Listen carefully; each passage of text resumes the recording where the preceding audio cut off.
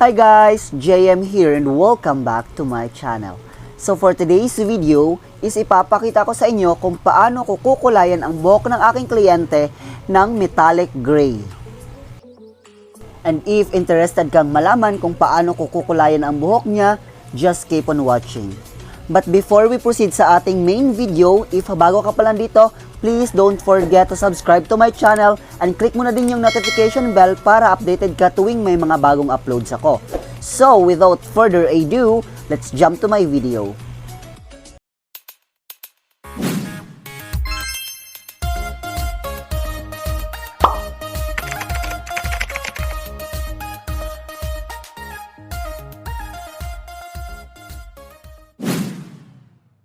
And before we proceed sa ating main color application, make sure na na-bleach na natin ang buhok ng kliyente natin para ma-achieve natin ang kulay na metallic gray. Kasi pag ganitong mga klase ng kulay ang gustong i-achieve ng mga kliyente natin guys, is kailangan talaga siyang mag-undergo ng hair bleaching process para ma-achieve natin ang kulay na metallic gray or any fashion color. Kasi ang ganitong kulay is hindi siya tumatalab sa maiitim na buhok or tumatalab nga siya pero nagiging blonde lang yung kakalabasan. And sa case naman ng kliyente ko, is 2 beses kong bleach ang buhok niya para ma-achieve ko yung level 8 or 9 na blondness na kailangan ko bago ko i-apply ang metallic gray na color. So kung gusto mong malaman kung paano ko ginawa ang process sa pagbi-bleach ng buhok ng aking kliyente, ilalagay ko na lang dyan sa taas or yung link sa description box below. And sa mga magtatanong po kung anong brand ng pangkulay ang ginamit ko sa kanya, ang ginamit ko po is from Bremod Performance, which is yung 9.01 metallic gray. Ganun na din po yung oxidizing cream na ginamit ko is from Bremod Performance din po, pero ang ginamit ko lang po na percent is 6%. And ang mixing ratio ng ating hair color is 1:1, which means kung gaano kadami ang hair colorant is ganun din kadami ang oxidizing cream na ihahalo natin.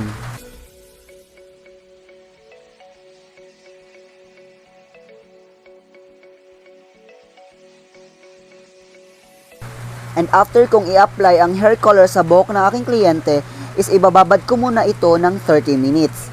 And after that, is babanlawan ko ito at lalagyan ko siya ng hair treatment para hindi mag-dry or ma-damage yung buhok niya gawa ng mga process na ginawa natin sa kanyang buhok, kagaya ng pagbi-bleach at pag-a-apply ng hair color. And guys, wag talaga natin kakalimutan na mag-apply ng hair treatment after nating magbanlaw sa buhok ng kliyente natin pag ganitong mga process ang gagawin natin. Kasi sa case ng kliyente ko is 2 consecutive times ko talagang bleach yung buhok niya.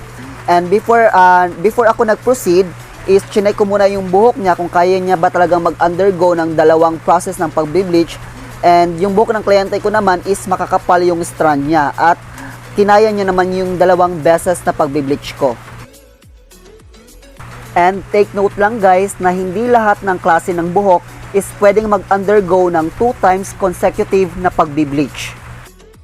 Ang ganitong process guys is applicable lamang siya sa mga virgin hair o yung mga buhok na makakapal ang strands. So, kailangan muna nating alamin ang history ng buhok ng kliyente natin bago tayo mag-proceed sa ganitong process. Kasi napakadelikado po ng pagbi-bleach ng buhok.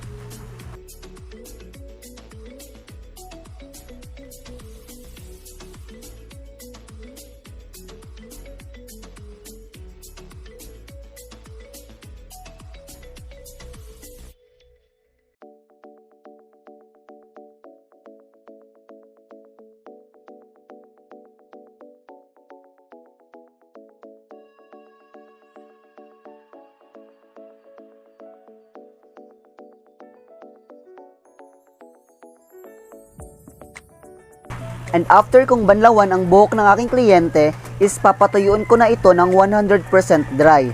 And gagamit lang ako ng medium heat para hindi masyadong mainitan ang scalp ng kliyente ko.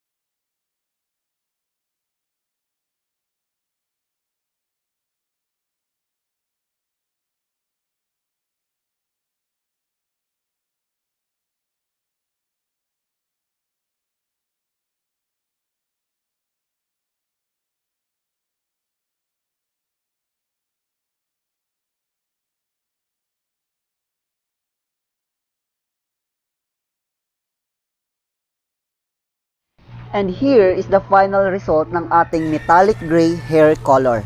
I hope na nag-enjoy at may natutunan kayo sa videong ito. Please don't forget to like, share, and subscribe to my channel and click the notification bell para updated ka tuwing may mga bagong uploads ako. Thank you for watching. Bye!